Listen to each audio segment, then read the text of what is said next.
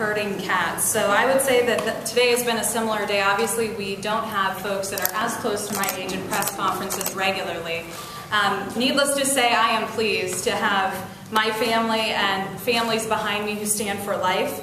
I'm pleased to have legislators standing beside me as we go for round 2 in the state of Ohio.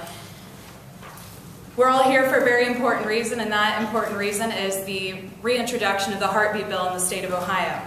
Needless to say, we went through difficult trials, but because of Lynn Wachtmann's leadership, we were able to ignite a passion in the nation and recognition that there should be protection for a child at the point of a fetal heartbeat detection. So where the fetal heartbeat is detected, the child should be protected.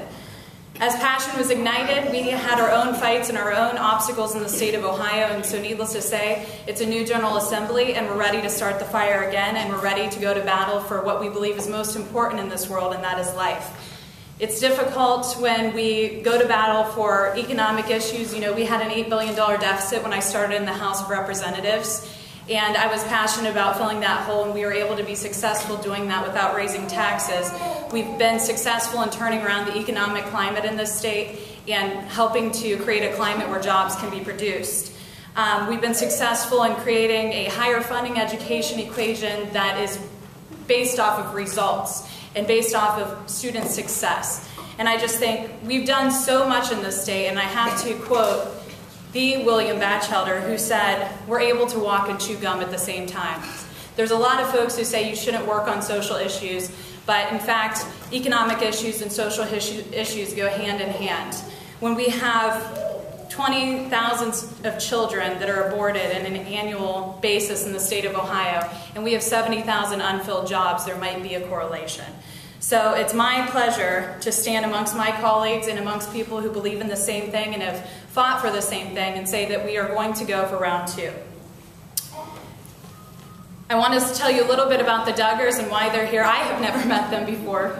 And to be completely frank, I don't have cable at home, so I have not gotten to watch their show. But when I mention their name to my family, my niece's eyes light up and everybody's going crazy and ecstatic, and I am thrilled as well because I know of them and I know of their passion for life. And I know that just because Lynn Wachtmann planted a seed in the 129th General Assembly, we may not have got the bill passed into law, but because we were willing to have the conviction and courage to lead, other states' eyes opened up and we became a beacon of light for this nation. And to be exact about the story, one of the Duggar sons, I believe, was driving down the road and heard on the news, just what you all are doing here today, reporting on this issue, heard on the news that we had introduced a new angle to saving lives, and that is protecting the child once the fetal heartbeat is detected. And they thought, what a phenomenal idea. You know, this is different than any other approach we've ever heard of. This is a way to preserve life and to challenge Roe v. Wade, which has taken the lives of millions of children since it was put into place. And so they didn't leave their passion in the church pew. They went on and they worked and they fought passionately for what they believed in. And, you know, I'm almost ashamed to say that other states have now passed this into law as we're still lagging behind, but I believe that Ohio is a leader for a reason, and we'll come back and we'll finish the job. And so they fought, they called their senator, and their senator got the job done. Even against a veto overridden by the governor, they got the job done.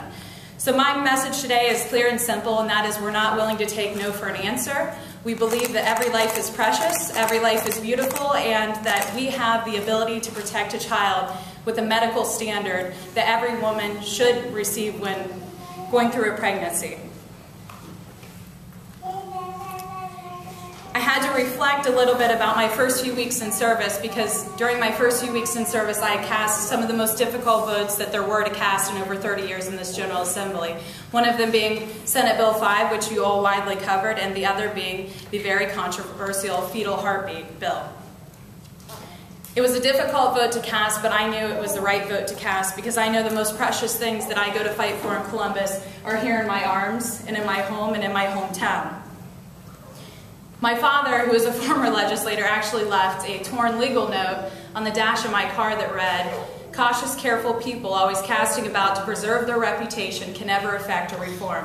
And I think that that's absolutely accurate in this circumstance, Because while it may be controversial and it may be difficult as the youngest member of this House and the youngest female serving in this House or to have ever served in this House to stand on this issue, it's the right thing to do.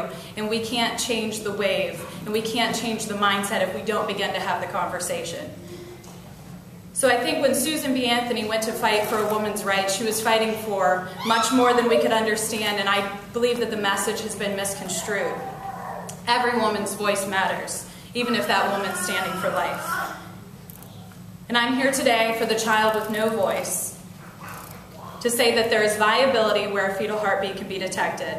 My oldest brother John's here and he's a firefighter, and one of the first things they check on the crash scene is if there's viability, if there's life in a person in an accident. And so I would just go further to say that this is a sign of life, this is a medical standard that will give us a chance at winning in the courts.